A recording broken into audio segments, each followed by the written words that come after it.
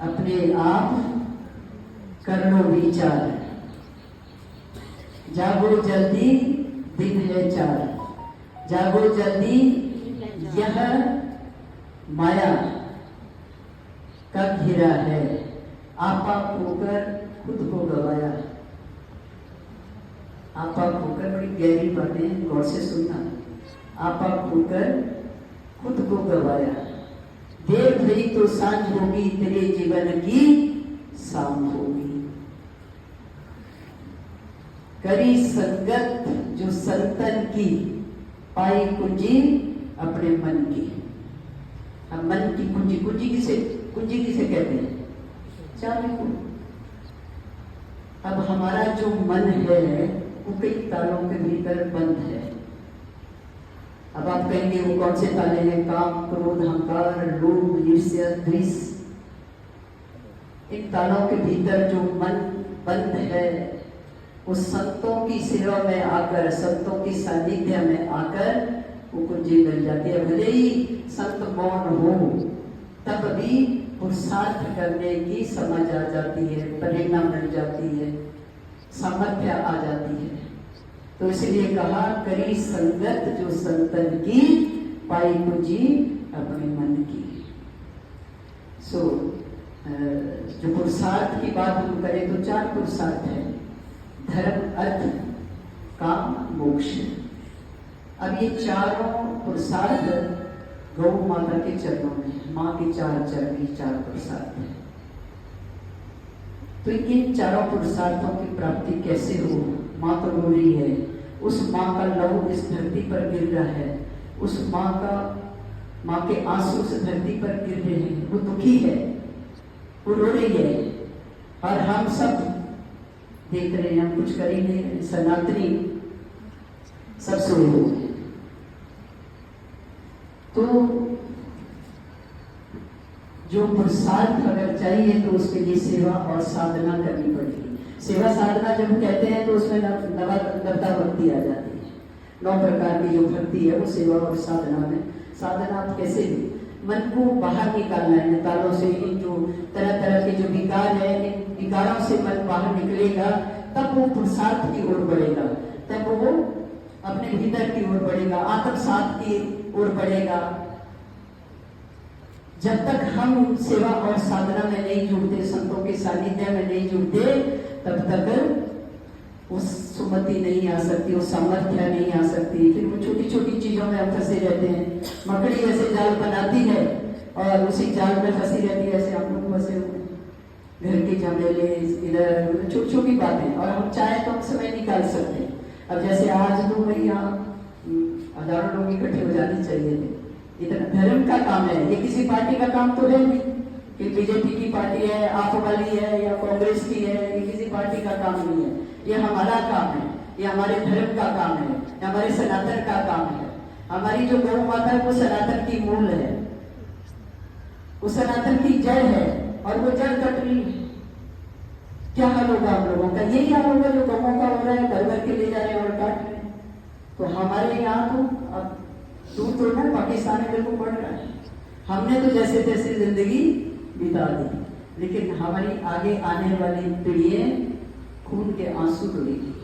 तो उसके लिए हम लोगों को जानना चाहिए, हम लोगों को कुछ करना चाहिए, हम लोगों को थोड़ी सामर्थ्य जुटानी चाहिए, एकता दिखानी चाहिए, एक होना चाहिए। बाकी धर्मों में आप देखो सब लोग, और जो अभी कुछ समय के से अभी धर्म शुरू हुए, जी महाराज 5000 वर्ष से, कोई 7000 वर्ष से, और सनातन तो अनादिकाल से, और सनातन से एक मुद्दा उठाकर सबने अपना अलग अलग विषय बना लिया।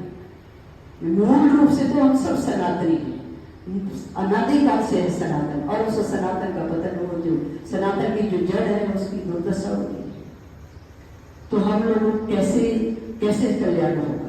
तो कल्याण चाहते हैं हम इस धरती में तरह तरह की आपदाएं आएंगी, इसलिए तो गौ माता रो रही है। धरती जो ये जो पृथ्वी है, जब बड़ा अत्याचार इस धरती पे होने लगता है तो ये पृथ्वी गौ का रूप धारण करती है और ब्रह्मा जी के पास जाती है, त्राही माँ।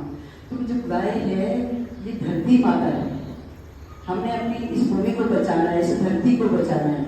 उसके लिए हमने ये आवाज आज उठाई है। उसके लिए अब थोड़ा सा जितना आप चल सकते हैं, जितना हमारे यहाँ मंदिर के या महाराज जी ने जो कार्यक्रम रखा हुआ है, जहाँ तक भी जो पॉइंट हमें मिलेगा वहाँ तक हम चलेंगे। और गौ माता को, राष्ट्र माता का सम्मान दिलाने के लिए थोड़ी देर हम ये नारेबाजी करेंगे, अपनी आवाज को बुलंद करेंगे पूरे गांव में, दूर दूर तक आवाज जाए, इतने जोर से सबने बोले कि अपनी माँ को बचाए, दूर दूर तक हमारी आवाज जाए और जो सोए हुए सनातनी है वो जाग जाए, जो खोटे सिक्के हैं वो भी चलना शुरू हो जाए, वो भी चले, खोटा सिक्का खोटा न दे, माने जो सिर्फ हम दो और हमारे दो यहाँ तक सीमित है, वो लोग जाग जाए, वो समझे कि नहीं ये दो के चक्कर में जो हम पिस रहे हैं, इनको हाथों में लेकर हम कहते नीचे भी नहीं छोड़ते, ऊपर ही ऊपर, दादी ने उठाया, फिर माँ ने उठाया, फिर दादू ने उठाया, फिर इसने उठाया, फिर उसने उठाया, उनका कल को क्या हाल होगा वो तो सोचो। उनके लिए अगर इतना कर रहे हैं तो इतना भी करो कि वो आने वाली पीढ़ी हमारी सुखी हो जाए, हमारा जो सनातन है वो उसकी रक्षा हो, सनातन संस्कृति की रक्षा हो और हमारी आने वाली पीढ़ी सुखी हो जाए। तो उसके लिए आज हम सब जुड़े हैं। और भक्ति की जहाँ तक बात है, जब तक हम अपने आप से मन, जब तक ये बाहर नहीं निकला तब तक ये जो जाल है इससे निकलना बहुत। अभी मैं बात कर रही थी कि हम टीवी के माध्यम से सत्संग सुनते हैं, ऑनलाइन भी सत्संग होते हैं, बहुत अच्छी बात है, कितनी ये भी बड़ी सौभाग्य की बात है भाई, ऐसे सत्संग नहीं मिलता। ऐसे टीवी में तो और कितनी तरह के प्रोग्राम आ रहे होते हैं और कई तरह के वो सास बहू का चल रहा है, क्या चल रहा है और सास बहू की कहानियां सुन के फिर हम लोग अपने घरों में वो झमेले डाल लेते हैं। तो ऐसे ये सब जो चलता है वो सब देखते हैं, तो सत्संग कौन सुनता है?